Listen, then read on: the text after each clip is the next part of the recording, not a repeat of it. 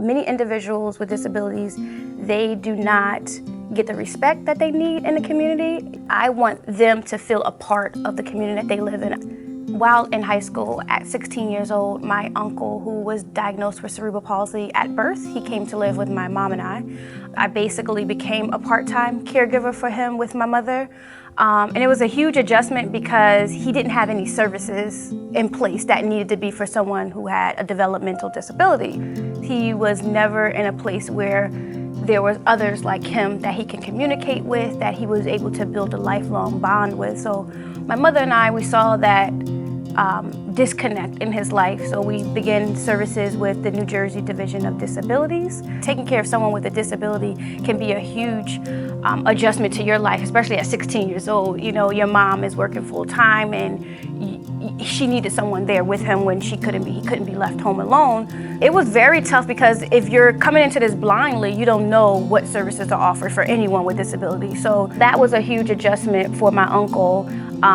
Even moving him from a senior citizen day program where he played bingo all day, which he loved, but to a program that was actually for him, that taught him independent life skills.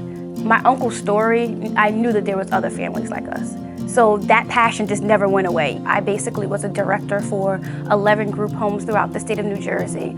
Some of those individuals had families and some of them did not. The ones that didn't have families, they did touch my heart a little bit more because they didn't have anyone advocating or supporting them. I know it gets difficult, it gets hard. You don't know sometimes who to trust in caring for your family and friends. We're a boutique style agency. I want all of my support coordinators to be able to offer that one-to-one assistance that a lot of agencies or a lot of individuals are not given because of their large capacity. As a former case manager myself, I know having a large caseload, you can't have that one-to-one communication and personal relationship with the families.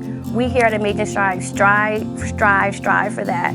It all definitely goes back to my uncle. It's a difference when they actually are living with you. Your whole world is now turned a little bit upside down, but it's family. At the end of the day, there was never a no or a doubt in my mind that I would not help out my mom in any situation that she needed.